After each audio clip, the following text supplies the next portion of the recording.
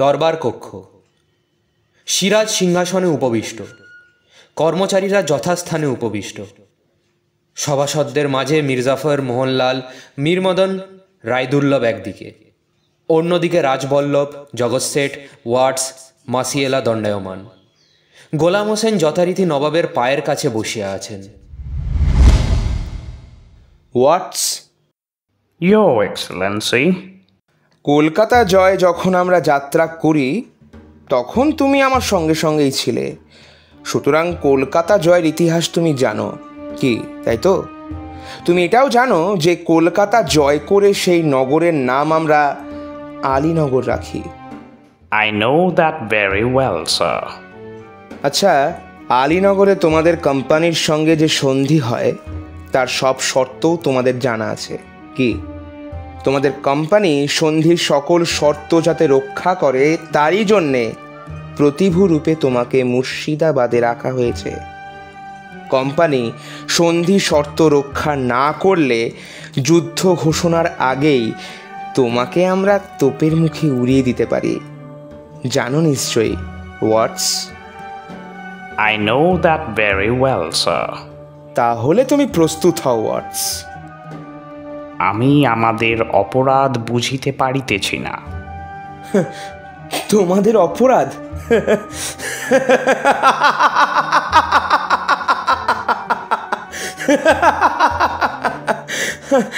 আসলে ওয়াটস, তোমাদের অপরাধ সভ্যতার শিষ্টাচারের সীমা অতিক্রম করেছে। স্পর্ধা তোমাদের আকাশস্পর্শী হয়ে উঠেছে ওয়াটস। শুধু শান্তিভঙ্গের আশঙ্কায় আমি এত দিন তোমাদের সঙ্গে ভদ্র ব্যবহার করে এসেছি, কিন্তু ভদ্রতার অযোগ্য তোমরা। Your Excellency, আপনার অভিযোগ আমি বুঝিতে পারিতেছি না। কি বুঝতে পারছো না? মনসে যে অ্যাডমিরাল ওয়াটসনের পত্র। তা ওয়াটস, আশা করি এই পত্র সম্বন্ধে তুমি কিছু জানো কি, তাই তো? আচ্ছা, শেষের দিকে কি লেখা আছে?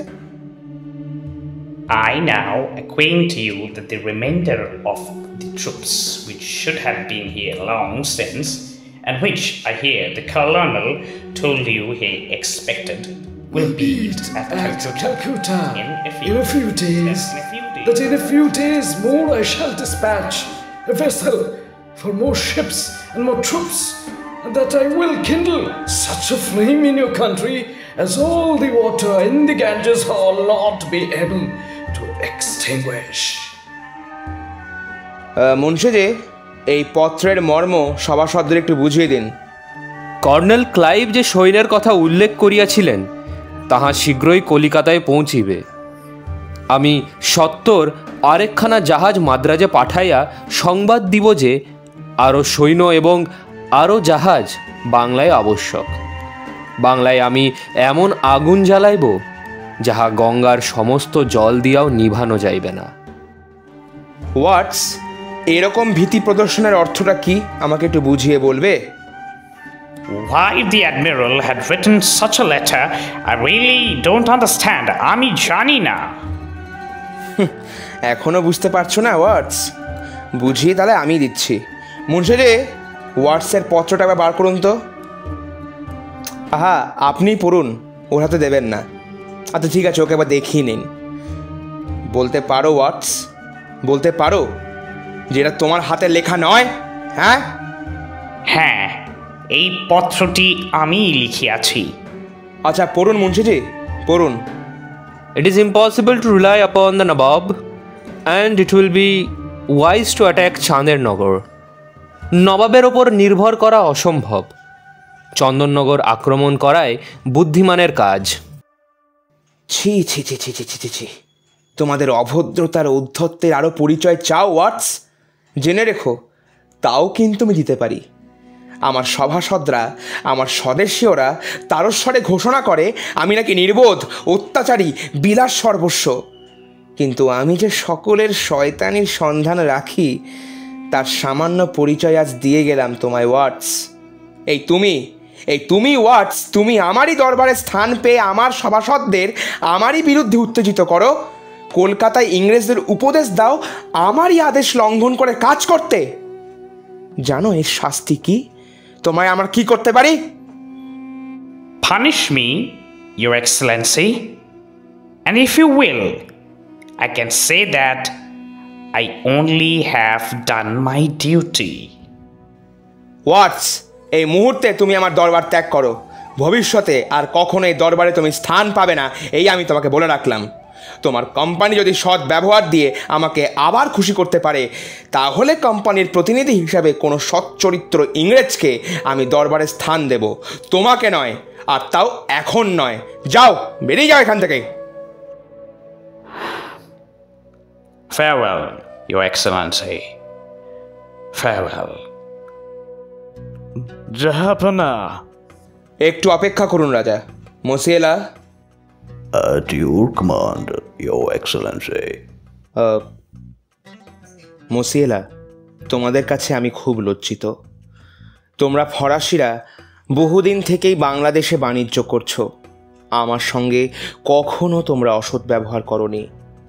ইংরেজদের সঙ্গে তোমাদের বিবাদ আজকাল নয়, আর এ দেশের কোনো ব্যাপার নিয়েও নয়। সাগরের ওপারে তোমরা পরস্পরের টুঁটি চিপে মারলেও আমার কিছু বলবার থাকে না। আমার রাজ্যে তোমরা শান্ত হয়ে থাকো, এই আমার কামনা। ইংরেজরা আমার সম্মতি না নিয়ে চন্দননগর অধিকার করেছে, সমস্ত ফরাসি বাণিজ্য কুঠি তাদের ছেড়ে দেওয়া হোক, এই মর্মে দাবি উপস্থিত করেছে। তাদের এত বড় স্পর্ধা, তোমরা প্রতিকারের আশায় আমার কাছে উপস্থিত হয়েছ। Your Excellency, we have always sought for your protection. মোসিয়েলা, Kolkata জয় আর পূর্ণিয়ার শওকত জংয়ের সঙ্গে সংগ্রামে আমার বহু লোকক্ষয় ও অর্থ ব্যয় হয়েছে। আমার মন্ত্রিমণ্ডলও যুদ্ধের পক্ষপাতী নন, আর এরূপ অবস্থায় তোমাদের প্রতি আমার অন্তরের পুরনো সহানুভূতি থাকা সত্ত্বেও আমি তোমাদের জন্য ইংরেজদের সঙ্গে বিবাদে প্রবৃত্ত হতে পারি না। আমার এই অক্ষমতার জন্যে তোমরা আমাকে ক্ষমা করো। Your Excellency, you refuse us your help, your protection. Though with great reluctance I appreciate your feelings. I understand the predicament you are in. I am sorry for you. And I am sorry for ourselves.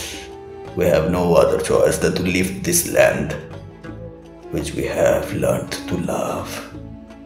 Allow me, Your Excellency, to warn you that you are in great danger. On our departure from this land, this smothered flame will burst forth and will destroy your kingdom and people. মোসিয়েলা, আমার বিপদ সম্বন্ধে আমাকে সচেতন করে তুমি আমার প্রতি তোমার অন্তরের প্রীতিরই পরিচয় দিয়েছ। তোমার কথা আমার চিরদিনই মনে থাকবে। প্রয়োজন হলে আমি তোমাকে স্মরণ করব, তখন যেন আমাকে ভুলো না বন্ধু। I know we shall never meet. Farewell, Your Excellency.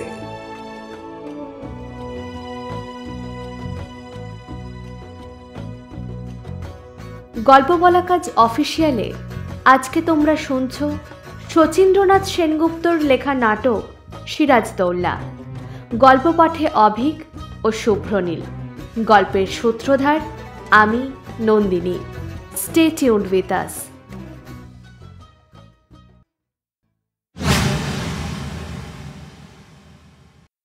জানেন তো রাজা, আমাকে কোনো কথা বলেই লাভ নেই। সর্বচিকিৎসার বাইরে আমি এখন। ওয়াটস সাহেবকে ওরকম ভাবে বিদায় না দিলেও চলতো। ওয়াটস, ক্লাইভ, ওয়াটসন, কোম্পানির কথা থাক। ইংরেজ, ফরাসি, পর্তুগিজ প্রসঙ্গ পরিহার করুন। রাজা, নিজেদের কথা বলুন, নিজেদের কথা ভাবুন একবার। তা ভাবা যখন উচিত ছিল, তখন যে কিছুই ভাবেননি জাহাপানা। আচ্ছা শেঠজি, সেই অপরাধকে আমি বারবার স্বীকার করিনি। আপনাদের সকল অভিযোগ অপনত মস্তকে আমি গ্রহণ করেছি। কখনো কোনো কটূক্তির প্রতিবাদ করিনি, আপনাদের স্পর্ধা নিয়ে কখনো প্রশ্ন তুলিনি। আপনারা সারা দেশে আমার দুর্নাম রটিয়েছেন, কর্মচারীদের মনে আমার বিরুদ্ধে অশ্রদ্ধা এনে দিয়েছেন, আত্মীয় স্বজনের মন দিয়েছেন বিষিয়ে। আর কত শেঠজি, আর কত হেই করবেন আমাকে? জাহাপানা, আপনাকে হেই প্রতিপন্ন করে আমাদের লাভ কি হবে? আপনাদের লাভ স্বার্থ সিদ্ধি। জাহাপানা, স্বার্থের সন্ধানে আমরা যদি আবার নিযুক্ত থাকতাম, বুঝতেই পারছেন। যদি আপনারা নিযুক্ত থাকতেন তাহলে কি হতো? বলুন তাহলে কি হতো? তাহলে বাংলার সিংহাসনে এতদিনে অন্য নবাব বসতেন। জাহাপানা। শেঠজি, এই এত বড় কথা আমার মুখের ওপর বলতে আপনার সাহস হলো কি করে? মাফ করবেন জাহাপানা, আপনার উপদ্রবই আমাদের মনে এই সাহস এনে দিয়েছে। কি বলেন শেঠজি? আমার উপদ্রব? না, আমার উপদ্রব নয়, আমার সহিষ্ণুতাই আপনাদের এত বড় স্পর্ধা বাড়িয়ে দিয়েছে। জাহাপানা, মানি লোকের মানহানি করে আপনি আমাদের সকলেরই অপমান করেছেন। অপমান?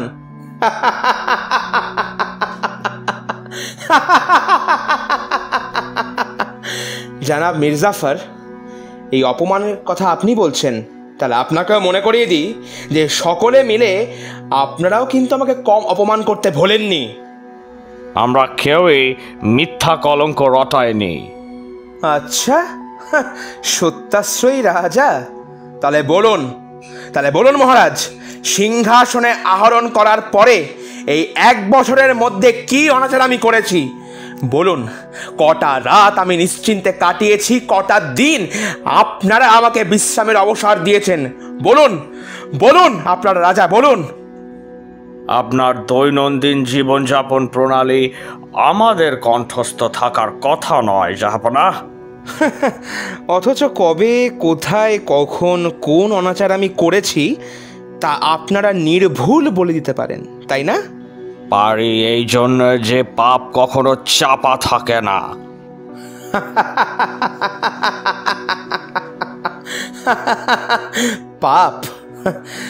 পাপ যে চাপা থাকে না, মহারাজ রাজবল্লভ হোসেন কুলি প্রাণ দিয়ে তা বুঝিয়ে দিয়ে গেছে। এবার নিজের জীবন দিয়ে কি আবার বুঝতে চান? শেঠজি, জাফর আলী খাঁ, আপনাদের শ্রদ্ধেয় বন্ধুর মুখের দিকে একবার চেয়ে দেখুন। এই তরবারি স্পর্শ করে আমি শপথ করছি, জাহাপানা, আপনি যদি মানি লোকের এইরূপ অপমান করেন, তাহলে আপনার সপক্ষে কখনো অস্ত্র ধারণ করব না। আজ পর্যন্ত তা কদিন ধারণ করেছেন সিপাহ সালার? পূর্ণিয়ার যুদ্ধে হতভাগ্য শওকতকে হত্যা করে বুঝি এই স্পর্ধা লাভ হয়েছে তোমার মোহনলাল?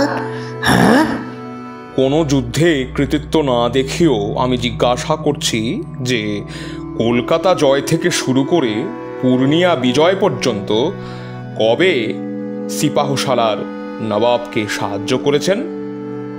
জাহাপানা, নিচের এই স্পর্ধা নিচপদস্থ কর্মচারীদের উচ্চপদস্থ কর্মচারীদের কাজের সমালোচনা যেমন উচিত নয়, এ কথা যেমন আপনাদের সবসময় মনে থাকে, তেমন এ কথাও তো মনে রাখা কি উচিত নয় যে নবাবের কাজের সমালোচনাও সবসময় শোভন নয়? আর এ রাজ্যের সকল প্রধান সেনাপতি আমির ওমরাহ রাইস রাজা মনে করেছেন নবাব একেবারে অসহায়, সিংহাসন রক্ষা তো নয়, আত্মরক্ষার শক্তিও তার নেই। কিন্তু আমরা নবাবের নমক বৃথাই খাই না, এ কথা তাদের মনে রাখা উচিত। কি বলো? এইসব অর্বাচীনকে দিয়েই যখন নবাবের কাজ চলবে, তখন চলুন রাজা রাজবল্লভ, চলুন শেঠজি, আসুন দুর্লভ রায়, আমরা এ দরবার ত্যাগ করি। নবাব থাকুন তার কর্মক্ষম, শক্তিমান আর পরম বিচক্ষণ মন্ত্রী আর সেনাপতিদের নিয়ে। গোলাম হোসেন, মোহনলাল আর মীর মদন যখন রয়েছে, তখন আর আমাদের দরকার কি? চলে আসুন। এ কি, দাঁড়ান রেহনুমান মির্জাফর। দরবার ত্যাগ করতে হলে নবাবের অনুমতি নিতে হয়, এই কথাও আপনাদের মনে করে দিতে হবে। দরবার ত্যাগ করতে আমরা বাধ্য হচ্ছি জাহাপানা। হ্যাঁ, বাধ্য হয়ে দরবার ত্যাগ করতে হবেই যখন আপনাদের বন্দি করা হবে। মুন্সি যে সিপাহ সালারের কাছে ওয়াটস যে পত্র লিখেছিলেন, সেই পত্রটা একবার দেখান তো। ওয়াটস আমাকে পত্র লিখেছিলেন? আগে হ্যাঁ, নবাবের সিপাহ সালার খোজা পিতৃর মারফত ওয়াটস এই পত্রখানি আপনারই উদ্দেশ্যে পাঠিয়েছিল, কিন্তু আপনার পত্র দুর্ভাগ্যবশত আমাদেরই হস্তগত হয়েছে। দেখতে চান এই পত্রে কি লেখা আছে? নবাবের যদি অনুগ্রহ হয় নিশ্চয়ই। তা আপনার ইচ্ছা হলে সভাসদদের একবার শুনিয়ে দেব নাকি? পত্রের বিষয় তো আমি অবগত নই জাহাপানা। তাহলে থাক, সবাইকে শুনিয়ে আপনাকে লজ্জা দেব না, কেননা আপনি আমার সিপাহ সালার। পত্রখানা আপনাকে দেখতেও দেব না, কেননা তাহলে যে উদ্দেশ্যে এই পত্র প্রেরিত হয়েছে তাই সিদ্ধ হবে। জাহাপানা, তাহলে কি করবেন স্থির করেছেন? রাজদ্রোহে লিপ্ত প্রজা সম্বন্ধে কি ব্যবস্থা করা উচিত তা আপনি বিবেচনা করেন রেহনুমা মির্জাফর। কি বলেন রাজা রাজবল্লভ? আমারও কোনো গোপন লিপি আপনি আবিষ্কার করেছেন নাকি জাহাপানা? মহারাজ রাজবল্লভ, আমরা আপনাকে চিনি, আপনি এত কাঁচা কাজ করবেন না। কি বলেন জাফর আলী খাঁ? নবাব কি প্রকাশ্য দরবারেই আমার বিচার করতে চান? না জাফর আলী খাঁ, একদমই না। আজ বিচারের দিন নয়, আজ সৌহার্দ্যের দিন, সৌহার্দ্য স্থাপনের দিন। অন্যায় আমিও করেছি, আপনারাও করেছেন। খোদা তাআলার কাছে কে বেশি অপরাধী তা তিনিই বিচার করবেন। আজ আজ আপনাদের কাছে আমি এই ভিক্ষা করছি যে আমাকে শুধু এই আশ্বাস দিন যে বাংলার এই দুর্দিনে আমাকে ত্যাগ করবেন না, আমাকে ত্যাগ করবেন না। এই দুর্দিনের জন্য কে দায়ী জনাব? মহারাজ রাজবল্লভ, আপনি আবার বিচার করতে বসলেন এই দুর্দিনেও, এই দুঃসময়েও। বিচার নয় জাহাপানা, আমি বলতে চাই যে এখনো সময় আছে। এখনো ইস্ট ইন্ডিয়া কোম্পানির সঙ্গে আপোষে সমঝোতা করে নিলে পরিস্থিতির নিষ্পত্তি সম্ভবপর। কি বললেন? ইস্ট ইন্ডিয়া কোম্পানির সঙ্গে আপোষ? আচ্ছা মহারাজ রাজবল্লভ, ওয়াটসের সঙ্গে মিশে আপনারা কি তাদের মনোভাব এখনো বুঝতে পারেননি, নাকি বুঝতে না পারার ঢং করছেন? কলকাতায় সৈন্য সমাবেশ, চন্দননগর আক্রমণ, কাশিমবাজার অভিমুখে অভিযান, সবই কি শান্তি স্থাপনের প্রয়াস? আপনারা আপনারা কি বলছেন এসব? নবাব, কিছু মনে করবেন না, যদি কলকাতা আক্রমণ না করতেন তাহলে সব আশা করি কিছু হতো না। হ্যাঁ, তাহলে শেঠজি, আমিও তাহলে বলে রাখি যে কলকাতার দুর্গকে তারা যদি দুর্ভেদ্য করে তুলতে না চাইতো তাহলে আমাকেও কলকাতা আক্রমণ করতে হতো না। বাংলাদেশ অরাজক ছিল না, আর কোম্পানির দুর্গ প্রতিষ্ঠার কি প্রয়োজন ছিল আপনি একটু বলতে পারেন? আপনি আমাদের তবে কি করতে বলেন জাহাপানা? রেহনুমা মির্জাফর, সবার আগে বলি, বাংলার মান, বাংলার মর্যাদা, বাংলার স্বাধীনতা রক্ষার প্রয়াসে আপনারা আপনাদের শক্তি দিয়ে, বুদ্ধি দিয়ে সর্বরকমে আমাকে সাহায্য করুন। আপনাদের সকলের সমবেত চেষ্টার ফলে যদি এই বিপদ থেকে আমরা পরিত্রাণ পাই, তাহলে একদিন আপনারা আমার বিচার বসাবেন। সেদিন যে দণ্ড আপনারা দেবেন আমি মাথা পেতে নেব। আমাকে অযোগ্য মনে করে আর কাউকে যদি এই সিংহাসনে বসাতে চান, আমি আজকে সিরাজউদ্দৌলা এই প্রতিজ্ঞা করছি, আমি হৃষ্ট মনে সিংহাসন ছেড়ে দেব। রেহনুমা মির্জাফর, আপনি শুধু সিপাহসালার নন, আপনি আমার পরম আত্মীয়। বিপদে আপনজন জেনে বুকে ভরসা নিয়ে যার কাছে দাঁড়ানো যায়, সেই না আত্মীয়? লোভে পড়ে অথবা মোহের বশে মানুষ অনেক সময় অনেক অন্যায় কাজে প্রবৃত্ত হয়, কিন্তু কর্তব্যের আহ্বানে লোভ মোহ জয় করে যে মেরুদণ্ড সোজা করে দাঁড়াতে পারে, সেই তো পুরুষ। সেই পৌরুষ আপনার আছে, আমি জানি। রাজা রাজবল্লভ, ভাগ্যবান জগৎ শেঠ, শক্তিমান রায় দুর্লভ। বাংলা শুধু হিন্দুর নয়, বাংলা শুধু মুসলমানের নয়, মিলিত হিন্দু মুসলমানের মাতৃভূমি গুলবাগ এই বাংলা। অপরাধ আমি যা করেছি তা মিলিত হিন্দু মুসলমানের কাছেই করেছি। আঘাত যা পেয়েছি তাও মিলিত হিন্দু মুসলমানের কাছ থেকেই পেয়েছি। পক্ষপাতিত্বের অপরাধে কেউ আমরা অপরাধী নই। সুতরাং আমি মুসলমান বলে আমার প্রতি আপনারা বিরূপ হবেন না, এই আমার দোহাই। বাংলার ভাগ্যাকাশে আজ দুর্যোগের ঘন ঘটা, তার শ্যামল প্রান্তরে আজ রক্তের আলপনা। জাতির সৌভাগ্য সূর্য আজ অস্ত চলগামী। শুধু সুপ্ত সন্তান শিওরে রুদ্রমানা জননী নিশাবসানের অপেক্ষায় প্রহর গণনায় রত। কে তাকে আশা দেবে, কে তাকে ভরসা দেবে বলতে পারেন? কে শোনাবে জীবন দিয়েও রোধ করব মরণের অভিযান? যাব না। আপনি জাফর আলী খাঁ, আপনি পারবেন, আমি জানি আপনি তা ঠিক পারবেন। আমি শপথ করছি যাব না। আজ থেকে সর্বসময় সর্বক্ষেত্রে আপনার সহায়তা করব। আমিও শপথ করছি সিপাহসালারের সকল নির্দেশ মাথা পেতে নেব। হ্যাঁ নবাব, আমিও শপথ করছি, আমিও হাসি মুখে মৃত্যুকে বরণ করতে প্রস্তুত। আজ আমি ধন্য, আজ আমি সত্যি ধন্য, আজ আমি সত্যি ধন্য। গোস্তাখি মাফ করবেন জনাব, আপনি আমাকে একবার পলাশির কথা মনে করে দিতে বলেছিলেন। ও হ্যাঁ, গোলাম হোসেন, ভালো মনে করিয়েছ। পলাশি, সিপাহসালার পলাশি প্রান্তরে আমাদের সৈন্য সমাবেশ করতে হবে। ক্লাইভের নেতৃত্বে কোম্পানির ফৌজ সেই পথে এগিয়ে আসছে। আপনার আদেশ পালন করবার জন্য রায়দুর্লভ, ইয়ার লতিফ, মোহনলাল, মীর মদন, সেনফ্রে সবাই নিজ নিজ সৈন্যবাহিনী নিয়ে সেখানে উপস্থিত থাকবেন। আমিও আপনার আদেশবহ হয়ে থাকব।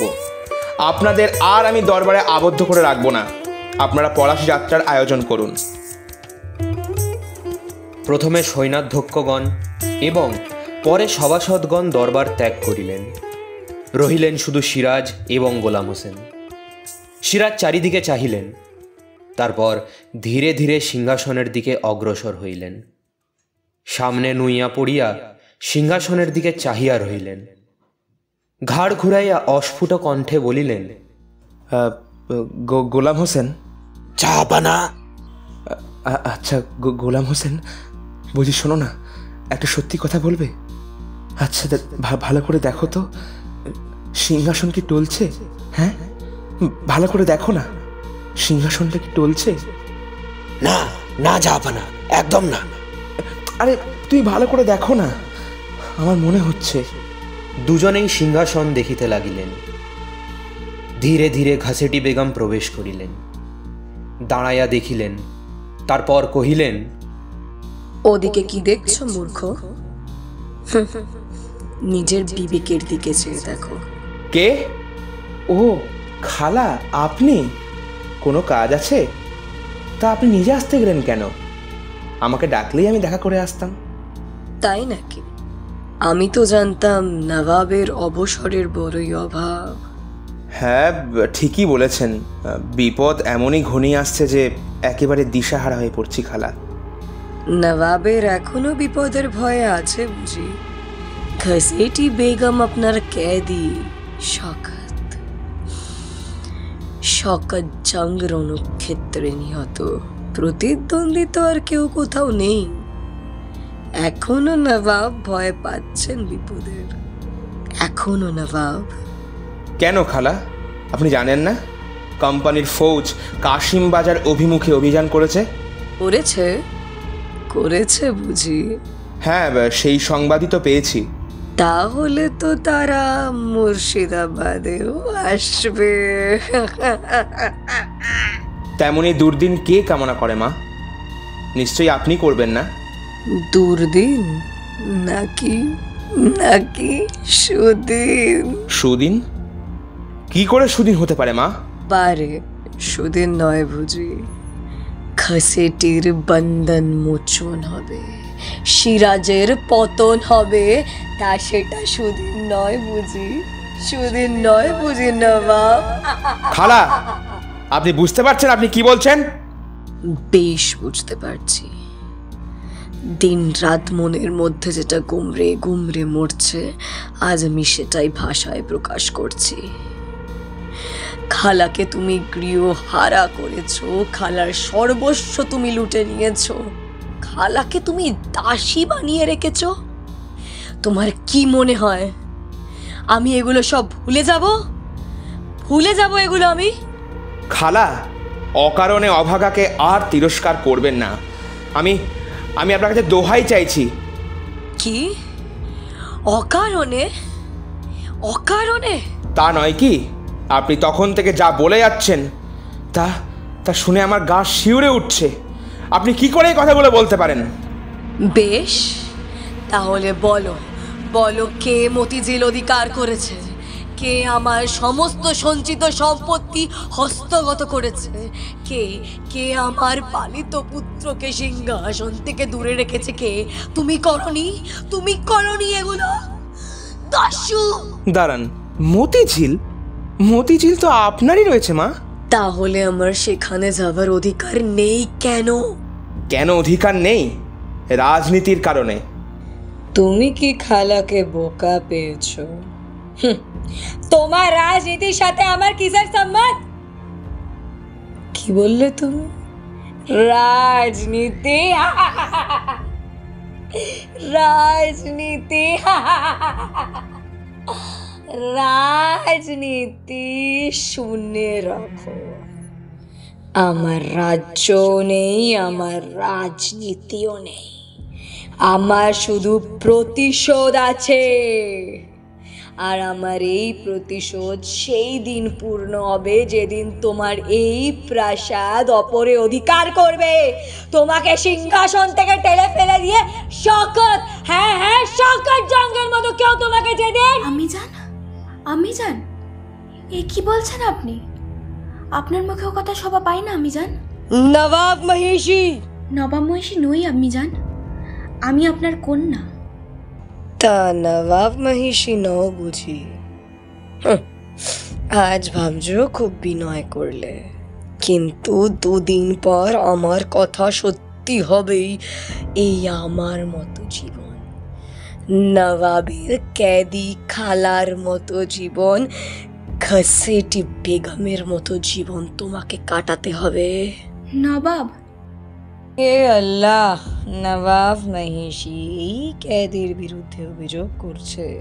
নবাব, এই ক্যাদিকে শাস্তি দিয়ে নবাব মহিষীকে খুশি করুন। যাব না, ওকে ওর প্রাসাদে ফিরে যেতে দিন। দেবো লুৎফা, অবশ্যই দেব। সময় এলে ঠিক পাঠিয়ে দেব, তোমাকে বলতে হবে না। হায় রে, এখনো আশা। সময় কি আর আসবে? অমন করে ও কথা বলবেন না আমি জান, ভয় যে আমার বুক কেঁপে ওঠে। কি তোমার বুক কেঁপে ওঠে? আর আমার বুকটা যে প্রত্যেক দিন জ্বলে পুড়ে ছাই হয়ে যাচ্ছে, তা কি তোমরা কখনো বুঝেছো? নাকি কোনোদিন বুঝতে চেয়েছো? অনাথা বিধবা আমি, ঘরের এক কোণে দুঃখকে সম্বল করে পড়েছিলাম। অত্যাচারের প্রতিকারে অক্ষম হয়ে টুকরে কেঁদে সান্ত্বনা পেতাম, কিন্তু না, তোমরা তাতেও বাদ সাধলে ছল করে, ছল করে ধরে নিয়ে এলে আমাকে পাপপুরিতে কয়েদি বানিয়ে রাখলে। আল্লাহ, তোমরা কি ভেবেছো তোমাদেরকে আমি ক্ষমা করব? কোনোদিন ক্ষমা করব না। আচ্ছা, আর আমরাই বুঝি ক্ষমা করব বিদ্রোহিনীকে? মায়ের মতো সম্মান দিয়ে মায়ের বোনকে মায়ের পাশেই বসিয়ে রাখতে চেয়েছিলাম। হ্যাঁ, তোমার তা ভাল লাগছিল না। আজ ভয় হচ্ছে শেষটাই না বাধ্য হয়ে তোমাকে বন্দিনীর মতোই কারাগারে স্থান দিতে হয়, তাই না? নবাব, জাহাপনা। না লুৎফা, না, আর নয়। ঘরে বাইরে প্রতিনিয়ত এই বাক্য জ্বালা আমি আর সইতে পারছি না লুৎফা। এমন কোনো অপরাধ আমি করিনি যার জন্যে সকলের কাছে সব সময় অপরাধীর মতো আমাকে করজোর করে থাকতে হবে। তবে একটা কথা মনে রেখো, অপরকে বঞ্চিত করে যে সিংহাসন তুমি লাভ করেছো, সেই সিংহাসন তোমাকে কোনোদিনও শান্তি দেবে, কোনোদিনও না। না, তা হয়তো জানি না খালা, কিন্তু এটা জানি যে কেমন করে ওদের কণ্ঠ রোধ করা যায়, কেমন করে স্পর্ধায় উন্নত ওদের শির আমার পায়ের তলায় নুয়ে দেওয়া যায়। শুধু আমার মুখের একটি কথা, চোখের একটি ইঙ্গিত সাপেক্ষ আমি তাও পারি না। শুধু আমি কঠোর নই বলে, পারি না শুধু পরের ব্যথায় আমার প্রাণ কেঁদে ওঠে বলে। নবাব জাহাপনা, আপনার চোখে জল, আমি যে সইতে পারি না। হায় রে, আজকের কান্না শুধুই বিলাস, কিন্তু এ কান্নায় বিরাম নেই। নবাব চোখের জলে পথ দেখতে পাবেন না। বেগমকে আমার মতো, আমার মতো কেঁদে কেঁদে কাটাতে হবে। আমি না কেঁদে কেঁদে অন্ধ হবে। পলাশির প্রান্তরে কলহল ছাপিয়ে উঠবে ক্রন্দন রোলি। আল্লাহ, সিরাজের নবাবীর এই পরিণাম।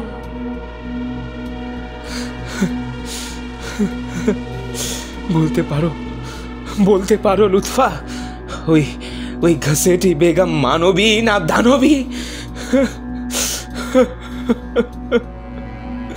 ওকে ওর প্রাসাদে পাঠিয়ে দিন জাহাপনা। ওর সঙ্গে যে থাকতে আমার ভয় হয়, মনে হয় নিঃশ্বাসে বিষ, ওর ওই দৃষ্টিতে আগুন, ওর ওই অঙ্গ সঞ্চালনে ভূমিকম্প। মাত্র 15টি মাস আমি রাজত্ব করছি লুৎফা।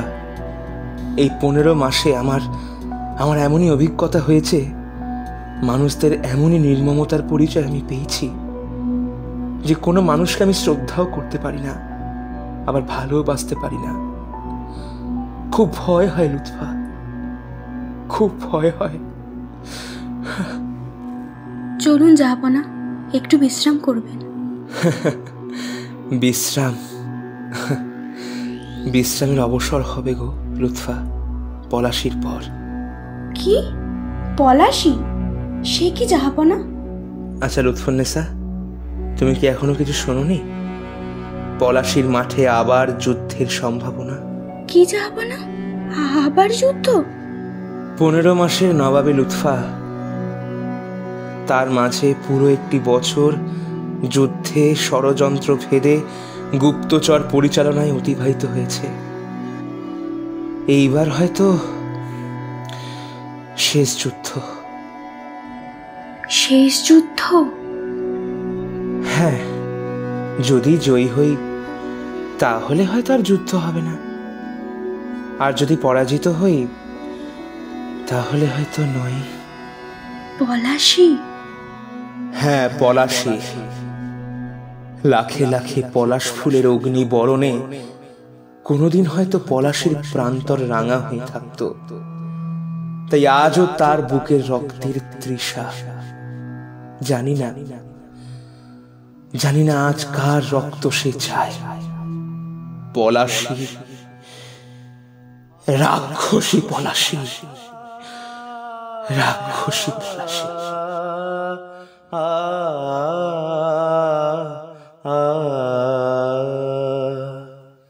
কেন প্রেম যমুনা যে হলো অধীর, কেন প্রেম যমুনা যে হলো অধীর, দোলে টলমল রহে না স্থির, দোলে টলমল রহে না স্থির, কেন প্রেম যমুনা যে হলো অধীর।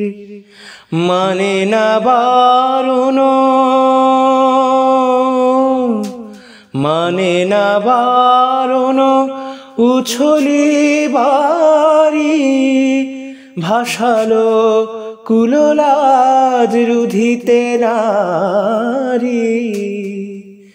সখী ডাক শুনে শেষে কার মুরলি, প্রেম যমুনা যে হলো অধীর।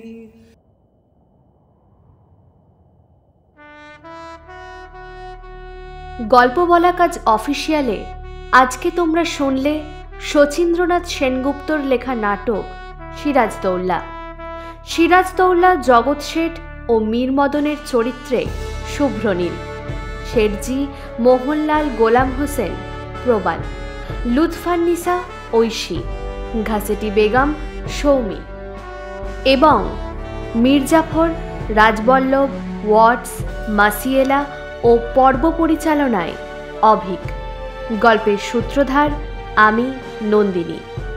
পোস্টার ডিজাইন প্রবাল ও ব্রতপ্রিয়া, সাউন্ডস্কেপ ডিজাইন অভিক ও প্রবাল। খুব শীঘ্রই আমরা হাজির হব আবারও এক নতুন গল্প নিয়ে। Till then please like, comment and subscribe to our channel. গল্প বলা কাজ অফিসিয়াল, your গল্প পার্টনার।